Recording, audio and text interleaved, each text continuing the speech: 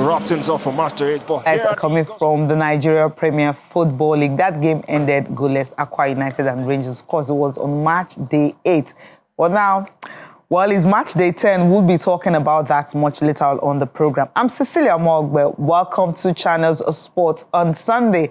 And of course, we have a loaded package for you this afternoon. Yes, the NPFL will get our attention this afternoon. We'll also be talking about the Super Falcons, the friendly that they played, over 2 legs, one in Ekene, and of course, the other one was in Lagos. 6 goals they scored, considered one. Of course, NFF saying that it's going to be a continuum for them, build up to the Women's Africa Cup of Nations taking place in Morocco next year. And also, yes, Ballon d'Or, the controversy is still there. We will talk more about that because Mr. Kenneth Chonogo championing on the beat too, really want to talk about that. Yes, that will get our attention on the show this midday. And of course, what's going on with NPFL, with players' licenses that have been withdrawn from some clubs because of non-payment of salaries of coaches and also players. It's a lot on that aspect. We will be dwelling also on that. Of course, English Premier League surprising result on a Saturday from Arsenal losing to Newcastle, and of course, followed by Manchester City losing to a club that you wouldn't expect them to lose to. Yes, they lost to that club. Should I mention the name of that club? I guess you already know the club that dented that image that they had, which is really not good for the champions. Liverpool managed to pull back against Brighton. It was a hard-fought one for them. Yes, it's Channel Sports on Sunday. Kenneth Chonogo is still in the UK. Yeah, he's on holiday, but he's joining me via Zoom. You see, it's a working holiday. It's a working holiday. It's a working holiday. Yeah, you enjoy yourself. That is what it is. How are you guys in the studio? We're good. Jimmy is right here. So Jimmy Ogulano is right here. Jimmy Kato. I think I prefer that. Jimmy Kato is right here in the studio. And I feel this is about the first time myself and yourself. Yeah, we're starting the show. This is an unusual combo, cat and mouse, similar to what we have with Yemi Bakri. But it's great to be here, and it's great to see Ken smile this much. It doesn't happen all the time. Yes. Especially. We know what's going on. Okay. We know what's going on. But we don't know at the end of today if this man is going to change anyway. Exactly. Chelsea is waiting in the wings. We know that, right? New manager bounce coming up. Just let Jimmy say, Jimmy knows, and that I'm not going to refer to anything. I don't look at the past. I look at the future. Okay. I look at the and the current. Today we are discussing the future. We are not discussing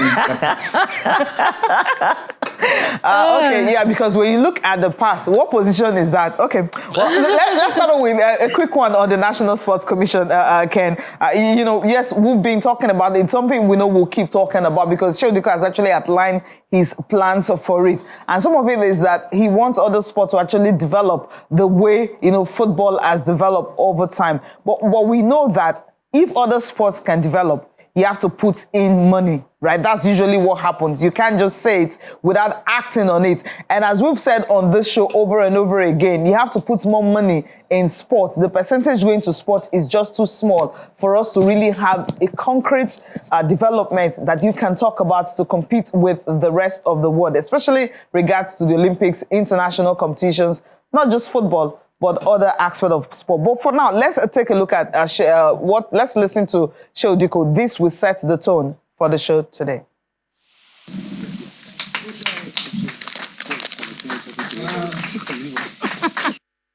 The objective of what we are going to do stand on 3 pillars. The first one is we have to understand our sports international asset. So everybody have to key in, everybody have to give you the concessions, the support, the whatever privileges sports need to get, they should get, so that they can be able to deliver and make everybody happy. Second, we have to work on the legal issues, legislative matters, and all the framework. There's so many legislation we have to create around sports to be able to get this jumpstart the step. Any society that you see it succeed, any industry that succeed, it has a proper legal framework for it to be able to explore. Because the idea is the legal framework should be able to give confidence to the private sector to come in, clearly set what the government should do, clearly be able to bring in the right amount of resources, not just the funding, even the capacity resources that will come into work. You see, before, when we don't have the National Sports Commission, for example, you can't bring any expert and give him work in the ministry. But now with the National Sports Commission, any expert in the world, anywhere in the world, we have somebody who is qualified, who can add value to the growth of sports in Nigeria. We can bring the person and give him without contract, employment, consultancy, without any hindrance, within the framework of the legal framework, the legal possibilities that we have, so we can contribute to develop the sports.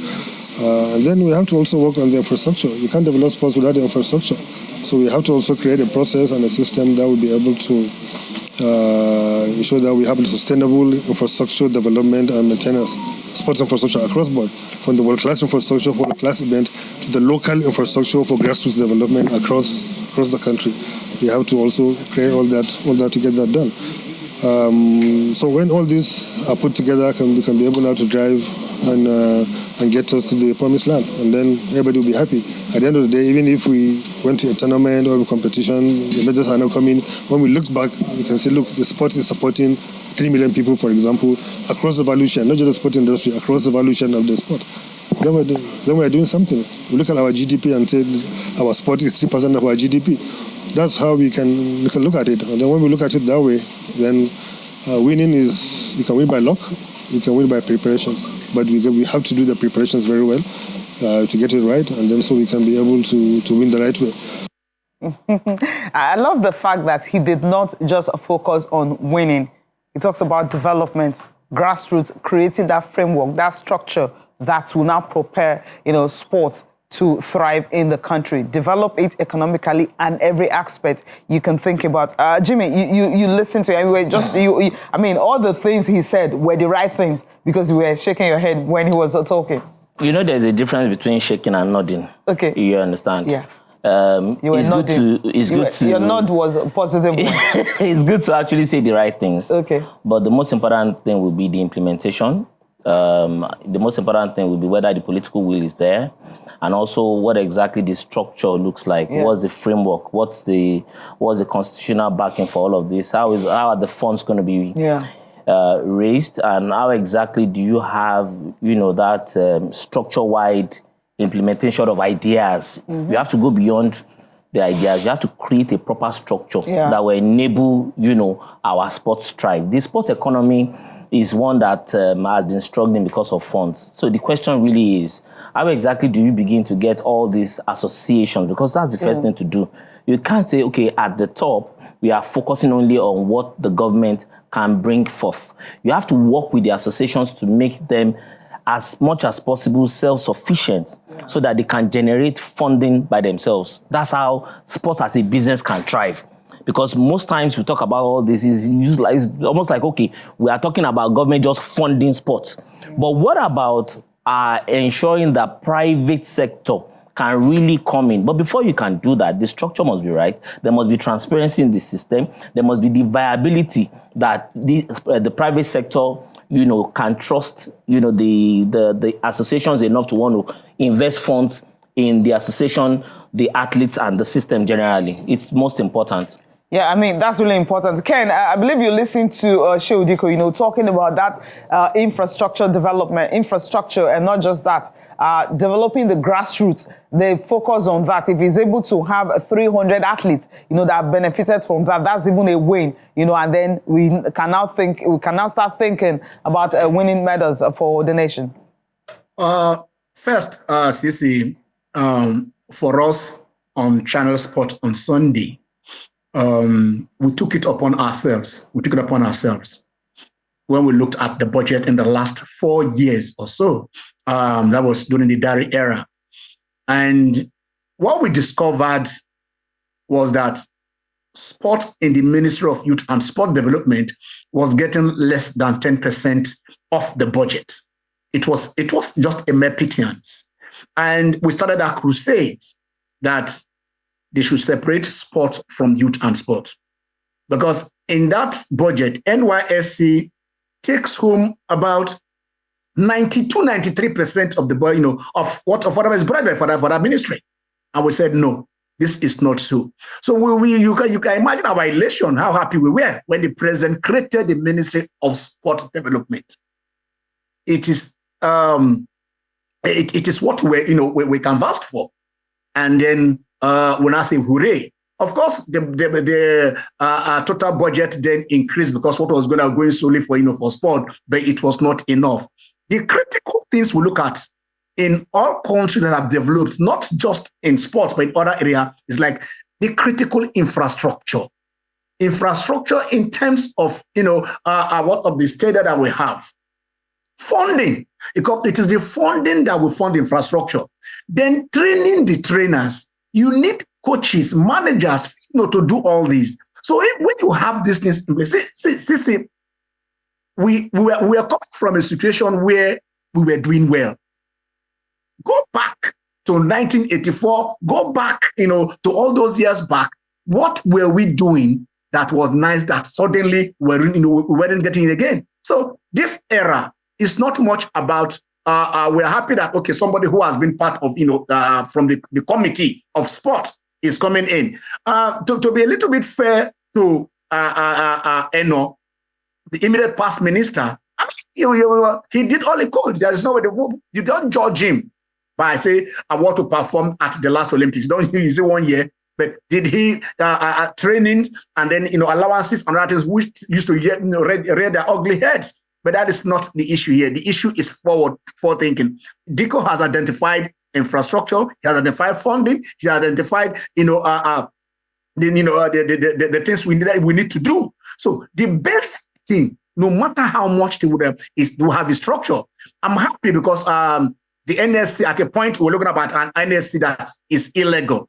But I was told that on the last day of President Buhari's day in office, before he left, he signed the NSC Act into law. So I have that, I had that from the authoritative source that it has been signed to law. So that we're dealing with a legal entity. Now, the structure, people are saying, what is the structure? I don't know if when the bill was being contemplated before they signed it, there was no structure. Something that will have to go through the assent of the president and go to as, I think that would have been the structure, the NSC, the DG, and other areas. And then basically, probably they're going to bring in personnel coming in from the defunct Minister of Sport Development. But like we say here, get the funding, CC. Without the funding, we go nowhere. Without the funding, we go nowhere. All other things, whatever plans you have, it is the money that you are going to use to execute those plans. Interesting. Money is important because without it, everything we're saying would just be talking. I want to stop the talking and actually walk the talks, because the only way you can do this is when government, I love the fact they said Buhari, before he left, the NSC bill, he is signing into law. So that's a plus for Nigeria. It simply means that more fund is going to be coming into it. And maybe when they are preparing the budget, they are going to remember that, yes, we've actually set out a policy for sports, and they do not have a concrete budget for sports. And it can be read out, like you're hearing the one for education, the one for health sector, different sector of the economy. Sports will also be a part of that. That's really what we want to celebrate. Okweyemi Angela is in the studio this afternoon joining us on the program. But Okweyemi was talking about we are wearing same color. But Okweyemi, before we come to you, you didn't get the memo. Ken got the memo. That's why he's having that. But before I get your reaction, just a quick one, Jimmy, concerning what Ken said, about the policy that has been signed into law. Yeah. Now, the implementation is usually where we have problems, not just having these policies. So the question really is, how exactly does a new NSC chairman push to ensure that anything constitutional is being, implemented? He's got to have a lot of political will to ensure that happens. And, the most important thing, like Ken did say, is funding. So I defer to what he's saying, basically. But funding in terms of private, in terms of governmental funding, those are the crucial things that we need to note. It is important. Money is, absolutely essential. But before you can even get the money, you must have that, constitutional framework that backs you to either make requests for money, either be able to liaise with private sector. Quite a number of things are tied to money, and I think most importantly, with the NSC having the backing of the president, they should do well. Yeah, hopefully they will be able to do well. But let's, talking about them doing well and everything. I love the fact that when the sport minister handed over to Shehu Diko, they had to share some ideas. Talk about things that he could have done and the things he needed to do. And of course, he himself will also take a cue from there, where he stopped, and start from there. And hopefully, as we keep praying and hoping that a day will come, a new manager bounce. New manager bounce. If you call it that, that's kind of that's not so good. Simply because new manager bounce doesn't last forever. It's for a while. So we want something that will come to stay, and not something that is just for a while. Maybe in the next Olympics, Los Angeles will maybe win 2-3 medals, and after that, the new manager bounce. I don't even think that it's more about what we win in the future. It's more about seeing that our school sports begin to thrive, that we have gone back to the grassroots, seeing that there is mass engagement, there's mass participation. So those are the things that will actually make our sports ecosystem thrive better. So when we talk about funding, at the top, you need to still go back to go and do, the organic, making sure that, virtually every home, every school. I said something about adopting a federation, which is very, very important. If the NSC really wants to get it right, let's have the private sector adopt a federation. It's very, very important for us to have, because what that does basically is, as much as possible, you have the different federations thrive. It's very, very impossible. It's possible for us to have a federation thrive where there is no funding, where there is no mass engagement, and all these things are, very, very important. Well, they're actually important. I love the fact that adopt a federation is key. You know why that is really key? It's simply because first of all, that there's going to be private sector coming in. You have to make your federation transparency, probity, and you have to make it attractive to every other person. Exactly. NBBF, for instance, I'm going to use basketball as an example here because most people don't even know what's going on with Nigerian Basketball Federation. You hear people calling you, what's going on? Do we still have a league? You say, oh, no, don't worry, wait before the end of the year, the league will start. And you wait from January, February, March, April, May, June, July, August, only September. To have a few weeks then of course October. You're looking at 8 months all gone. Then October, November, you just have like a window of like two. How do we put it now? Maybe I 2 think weeks. Ken will have a lot to say about that. Yeah, 2 weeks, and then that's it. So as big as basketball across the world, Nigeria basketball was big before in Nigeria. Kudos to the D Tigers for what they've done over the years. Kudos to the D Tigers for what they've done over the years. But the home front for the past 4-5 years, it's been like almost dead. And so now you want to talk about adopt a federation. Where do you start from? When it is not attractive, who is going to come in to actually put money into what literally there's nothing to put money into? Ken? The thing is, adopting a player, adopting a federation, they are all good. They are all good ideas. CC. May his soul rest in peace, my dear friend Olajide Fashikun. Whose ideas in this adopting a player, adopting all this came up, but then working assiduously. But before his dream could come true, he was called, a higher up there. It is a good idea for people to come in and put their money in whatever they are interested in. I don't think we lack billionaires in Nigeria. We have the wherewithal to turn our sports, through adequate funding. But Jimmy did say things. What trust do you have? We know how, because there is that trust deficit in your accountability on how monies are handled. We've seen dollars disappear from the NFF to today. Nobody knows how it happened. I will see the federation presidents look, I spent from my own account. So basically, it has to be that trust. If the legal framework, like I said, if the president signed it into law and we have a legal NSC, and then the structure is well defined, then basically you can go over there. He talked about mass participation. I tell you this, you just go through the streets of Dubai, go streets of Gosokoto, Meduguri, anywhere, you will see kids playing football, participating in other sports. I do say that after the 1984 Olympics, when Oliver Orok did that thing, there was that ripple effect of every corner of the street. You see people, lifting weight because when they break that snatch record at the Olympics. So there has to be we capitalizing on the positives, on whatever achievements that we lay on. I don't see any problem there. We've done it before, like I said. Nigeria was a sporting nation, an excellent sporting nation. So I look back where I'm going from with the direction and sportsmen. But the thing is, let us not be over-reliant on individuals, but let us build a strong that will be enduring.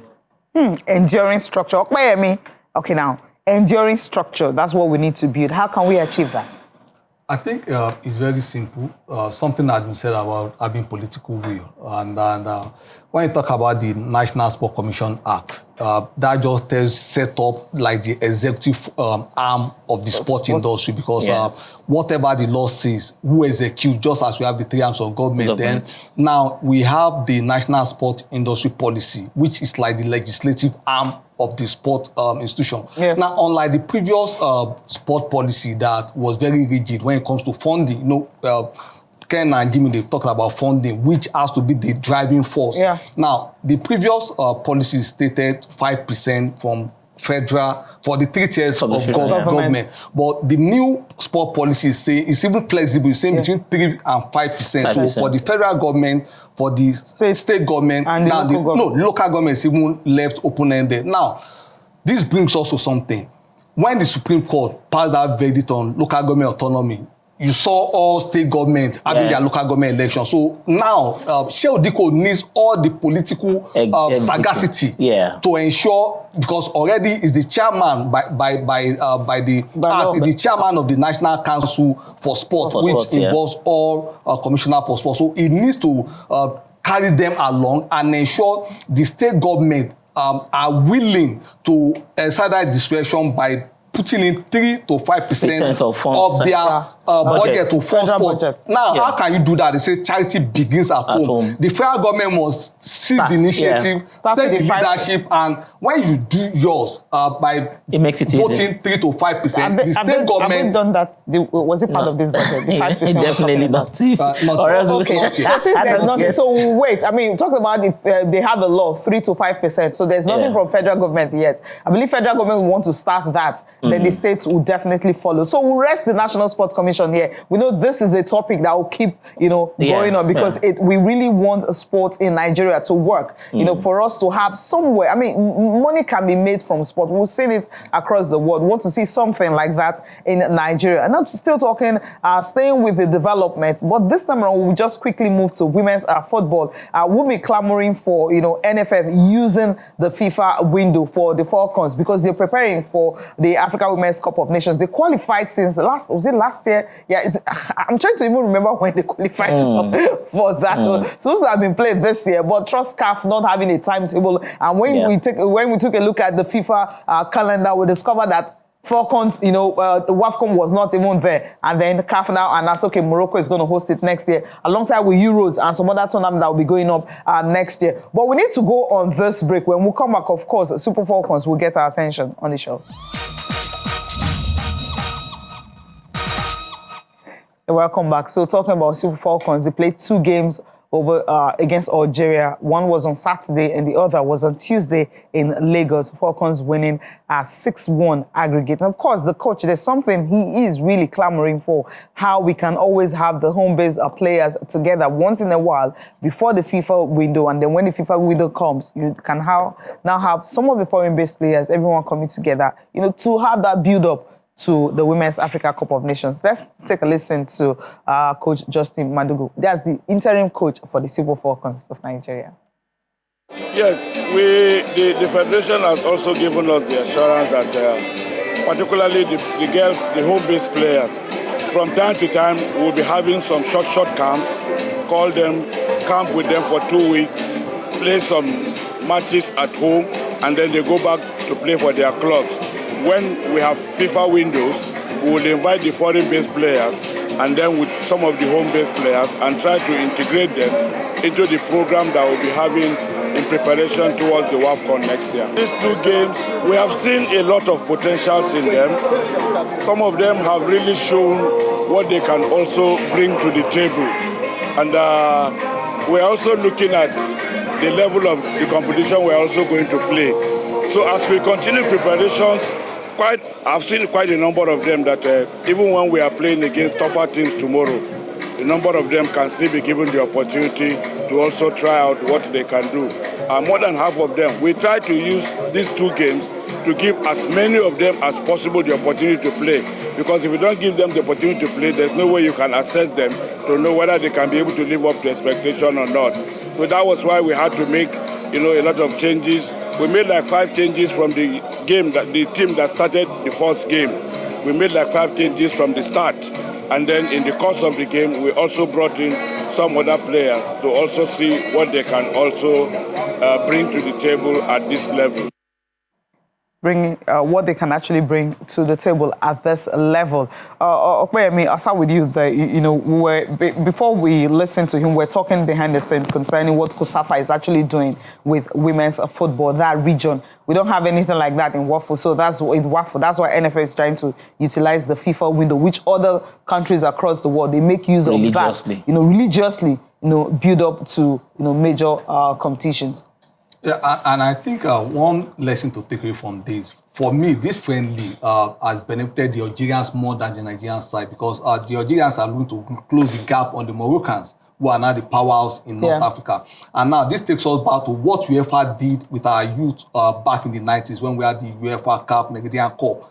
Then the African under-17 teams were way ahead of their European counterpart. And what they just did, they had like 3-4 editions and they closed that gap. And since then, they never had need for that competition. So for Nigeria, we need to, you need to learn these things. It's good we utilize this window, but I think we also need to focus more on teams that are better than the Super Falcons. Yes, that's why I said it's a win-win situation, but the Algerians, they will gain more because they play the tougher opposition here. So as we said, we are not African champions. South Africa played England because they're playing bigger teams, Russia and all those other bigger teams, simply because when there's something that attracts when Falcons African champions, USA, all those other bigger teams are coming for you, calling for you. They're the ones that will now call for you to play those bigger teams. Do you actually have money to bring in the German national team to Nigeria? No, it's about the deliberateness, really. It's not really about, you can't be talking about funds all the time. On this particular one, we are talking about strategic outcomes that we desire. Yeah. And I feel what's most important here, and I agree with Okpeyemi entirely,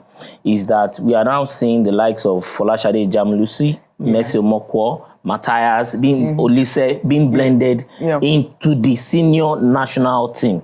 Whether they now make it, it's a matter for conversation some other time. But right now, what we are having is the fact that you have a coach that has the belief that fusing, the bigger players with the one's home base will give an amalgam of talents home and abroad, which is very important. So that conveyor belt, if well worked on, can really, really serve us as a nation so that we stop the over-reliance on the foreign-based players. Okay. Yeah, hopefully we can actually do that. Let's leave this and quickly... let's leave this and we'll talk about NPFL. Yes, our attention. Ken, you want to react to Super Falcons and how we can actually build a formidable team going into the Nations Cup next year? Yeah, Ken? I think we are seeing. We used to have a very good Super Falcons, at least on the continent, and we still have the players, who can do us proud. These friendlies like these are the things that we need, because that is how you discover them, especially when they are not, are competitive matches. So basically, like we said, pick them up, they play for their clubs, use the window, utilize whatever windows that you have to let them have that feel to gel as a team, because you can have 11 individuals. If they don't have that synergy, then basically you're not going to get a result. The coaches need to see them play, not just watching them for that play, but see how, they can blend with the other players, and that is what the team cohesion is all about. So this is on track. It doesn't really matter what you put out in this play. As the more you play, that's why some clubs train morning and evening. So the more you train, the more you understand, the more you see players who understand each other, the more you see this. Okay. And I think this is really what we should be doing.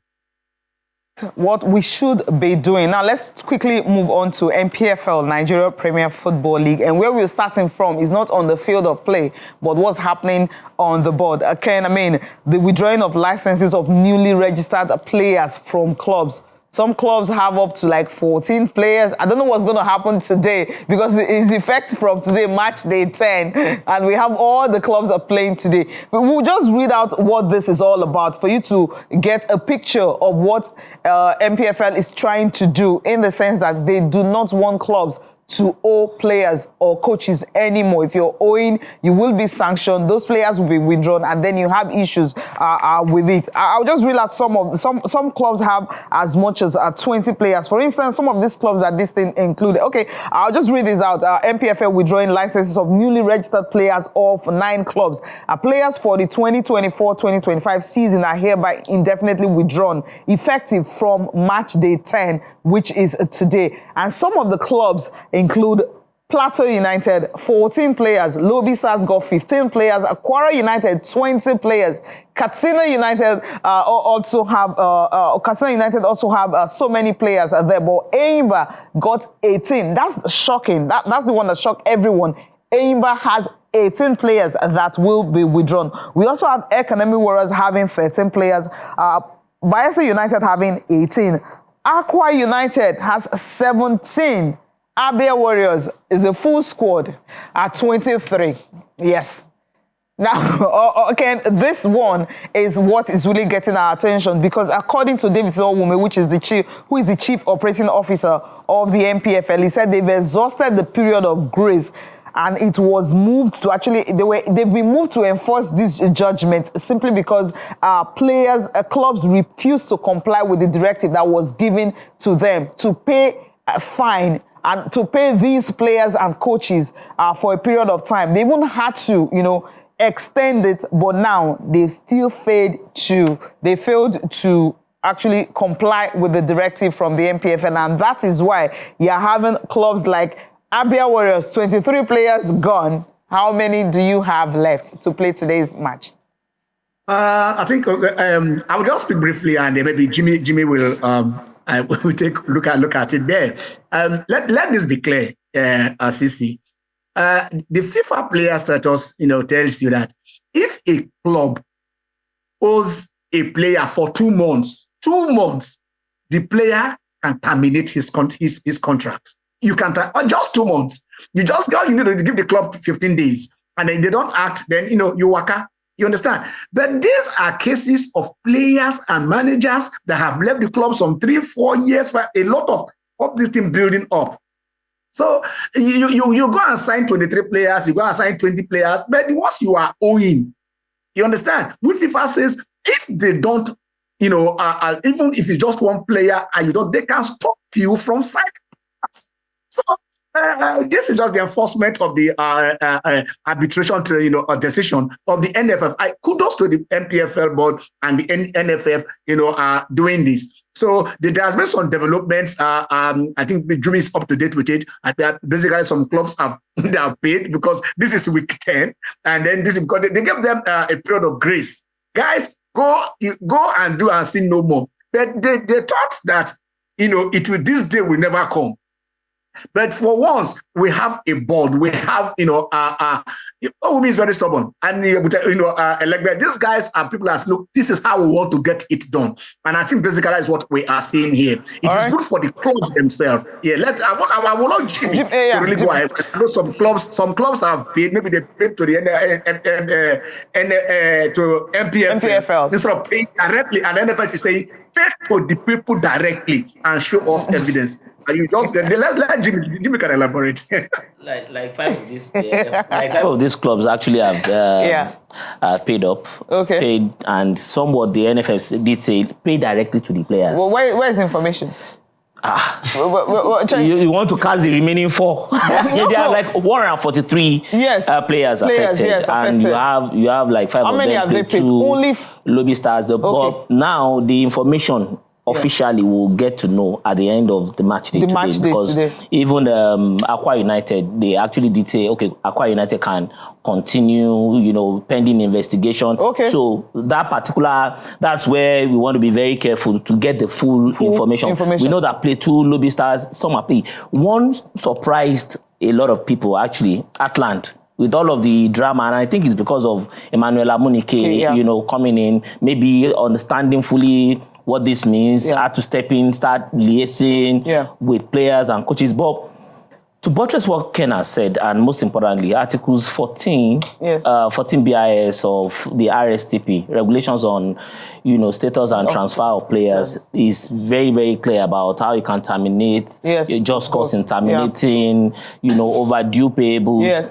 And we have to praise, the political will by which this particular board... After how many years? No. Cecilia, where we must be clear is this. You may say after how many years? They say administrations should be in continuum. Okay. But you have to, when they do something that we are not okay with, you don't say they never did get it right. Since they just woke up. Exactly. Okay, so what, I mean, where do we go from here now with all this? I mean, you explained that we have some clubs that have been paid. My problem with NPFL and sometimes administrations of sport in Nigeria is getting information is easier to squeeze water out of a stone. But in this particular regard, they were given a moment, they were given a period of grace. Yeah, I know. Some are paid. Okay. A particular club, Aqua United, they said, okay, continue. Okay. Pending investigation. So we have 3 more clubs. Okay. At the end of the day, what will be most important is the fact that they ensure that those newly registered players do not play today's match. Okay, and you have some because that's 23. No, the thing is, if there's something in it, all your players, if you defaulted on all the players, then you are not fit and proper for the league. So, as I said, there is no wrong time to take the right decision. If that decision is taken now, and it's so if a lot of wrong has been done in times past, they may not. My point is, if that decision was taken before the season starts, that's when the applaud will come in. Because the season has started, they've signed players. Maybe what they would have done, you would have not allowed these clubs to sign new players since you're still owing players. You are talking of the ideal. Your club. No, that's the ideal thing to do. Beginning of the season, not match. You are talking of the ideal. I think match day 4, match day 5, or something. That's when the information. They have been on this for a long time, and I think where the problem lies is the fact that we don't have a properly constituted dispute resolution chambers where you have clubs, players, coaches, agents, everyone come together. When you have issues, contractual issues, you can bring it. I like what Otumbadele Ajayi has been able to do, the committee, player status committee, and you have to praise them. That's why we are saying, now that they have been able to exercise that political will to say, despite big clubs being involved. We should do away with this political will. Doing the right thing does not take you anything. You have this. Okay, that is on paper. But we are talking reality. We are talking reality. We are dealing with clubs that are state-owned. What are we talking about here? Sunday Dare said something very important. Yeah. He said sport has gone beyond play. It's not a business. You don't run your business on that is even also on paper until we get it right. So you have something to fall back on. So you think if a player decides to approach the court, he won't get judgment. So you don't take football matters to court. That's why we are supposed to have the DRC domesticated. Take football matters to court, but the court, they take FIFA to court. Well, in this particular regard, this involves money.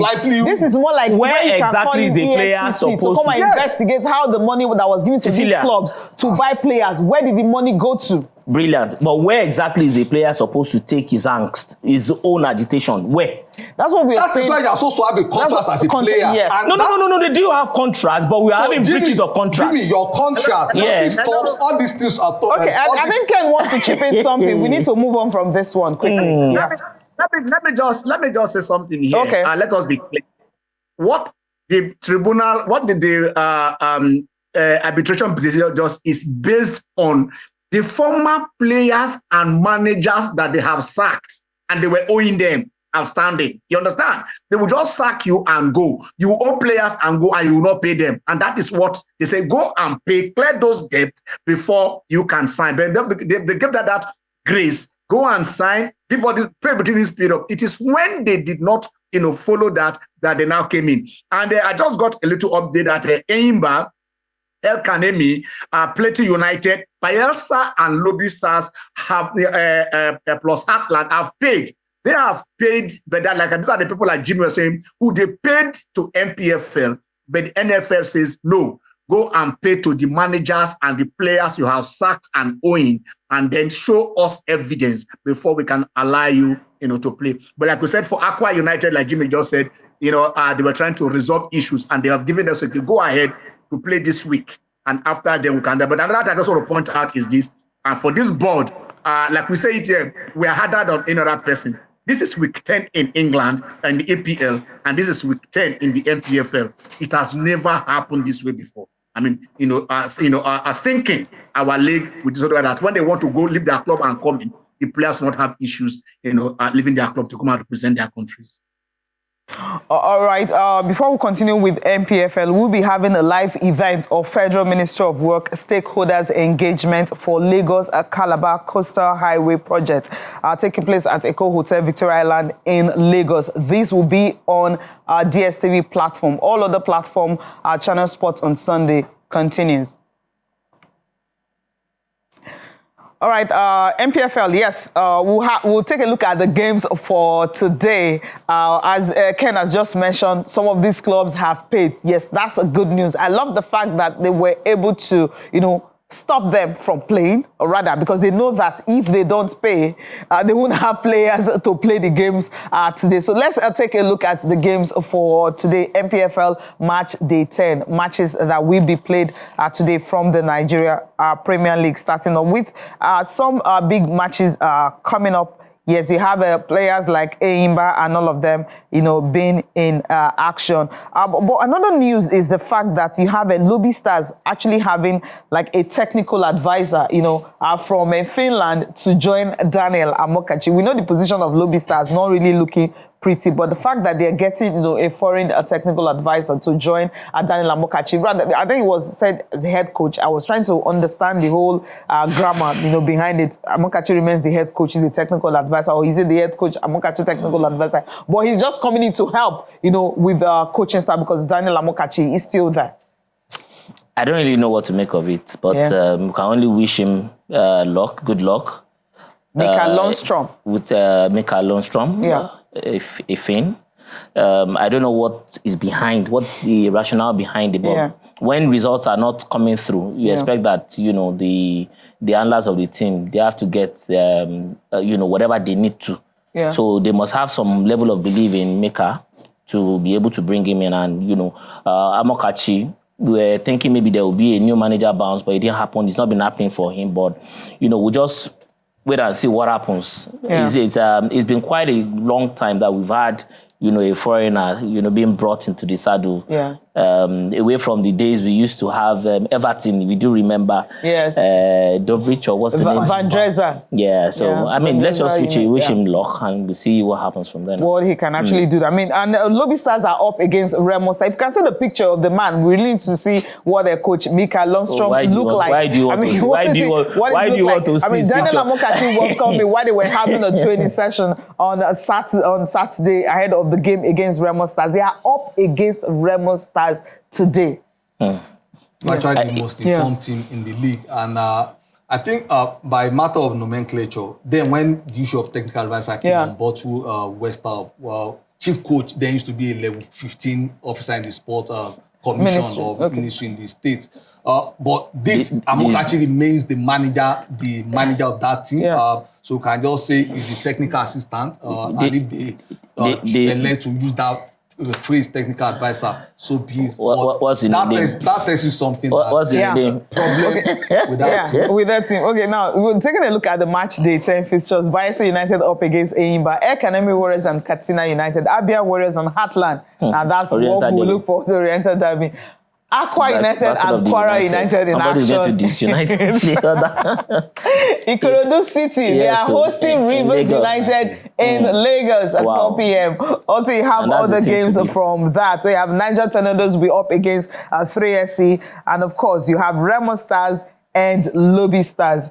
Well, the Rangers and Nasarawa United will also be in action. Kano Pillars and will also be in action against Plateau United. Niger Tornadoes, Shooting Stars, I mentioned that earlier. Of course, Rangers and Nasarawa, Sunshine Stars, and Bende Insurance. Of course, last game for today at 4 p.m. in Ikene. Remo Stars hosting Lobby Stars, who've just gotten Michael Lundstrom to join the coaching crew in that. You said if you start seeing something like that, it means there is a problem. There's a problem. There's a problem that has to be fixed. And I think they are lucky because Remo Stars, their coach is still with the Chan Eagles. So you're having a team well fortified against... they usually leave. I was listening to Remo on Friday when he was talking about... Remo is not Rangers. Yeah. When he was talking about... Remo is not Rangers. When they were talking about the fact that they usually leave, the coaches, they have to leave and go to their club and then they come back weekends. You know, it's December, so there's no time. That's sort of your plan. I don't know how you're managing it. 35 players. You have Remo Stars, a well-oiled team, a well-motivated team. And I think that would not be a good place for Lobby Stars to start today. But again, the merit there is it also serves as a barometer for them to know where they are in the scheme of things, because things are actually not looking well for the Stars from Makurdi. And again, one star needs to bow today. One star will definitely bounce. I was just looking at Demola Lookman scoring 2 goals against Napoli. I mean, that's interesting. Serie A currently going on now. Okay. Right. And that brings us to the conversation. Yeah, we don't want some will say we don't want what happened to Vinicius to happen to Ademola Lookman. But Nations Cup is coming. Ever since the 1956, the Ballon d'Or, when it was created, there had always been that controversy when Stanley Matthew got the award ahead of Alfredo Di Stefano. And a lot of people actually did believe that it was supposed to be Di Stefano, the Argentine, that merited the award. But, you know, it's a voting thing. It's a popularity contest, you want to say. Having 100 journalists vote and, you know, you just look at it and feel maybe Vinicius deserving, Rodri deserving, but whichever way it goes, at the end of the day, football should win. We'll have, you know, different opinions, divergent opinions, but we'll move on, surely. We'll move on from this. We'll move on from this. What's your opinion on that Ballon d'Or? About statistics. And thank you. You had for that. Election, the outcome of election. The outcome of election. You had 4 Jimmy, let him Madrid speak. players. You know, he allowed it to actually talk. You had top 4 Madrid players. Precisely. In fact, in the top 5. Top 5, 4. That just opened the way for Rodri. Easy peasy. That was just that was it. So when the argument starts, people, 100 journalists across the world yes, and having then to select 10 out of 30. Precisely. So how do you pitch them? You have Jude Bellingham, you have Cavani, then you have Vinicius Junior. Mbappe is also in the mix. Yes, bringing in Mbappe, who has now joined Real Madrid. I would think for that process to be improved on. Yeah. I mean, you should take it different. It's all about statistics. It's statistics. Let's go to Ken, because you have no case here.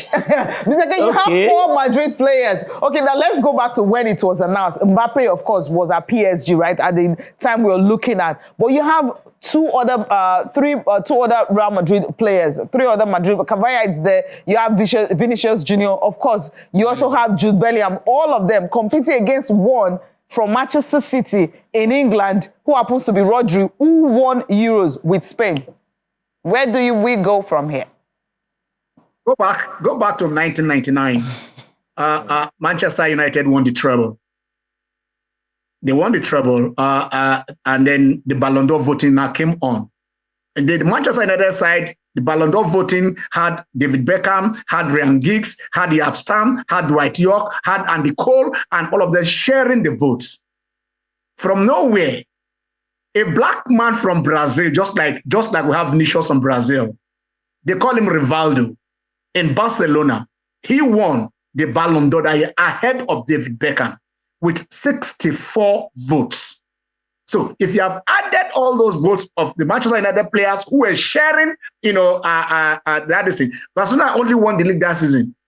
Manchester United won a treble, the league, the cup, and then the Champions League. Nobody said, it was racist or it was biased or whatever. Like you said, journalists from 100, the top 100, they don't even pick it to FIFA ranking. FIFA ranking is where they pick the journalists from. And then they say, you go and vote. And that is the thing. It is subjective. It is subjective. It's subjective, right? So drop your pen. We have to go now. We'll see you next Sunday. Drop my pen until next week. Guys, don't do this to me. Here we go. See you guys next week. I'm Ken Ochonogo, signing off from here. All right, guys. It was nice doing this with you once again. Yeah, the Debtors Club should pay up. Debtors Club, pay up. Subjectivity and objectivity that pulls apart. Up us now. Thank you so much for watching. I'm Cecilia Amongwe. Have a great day.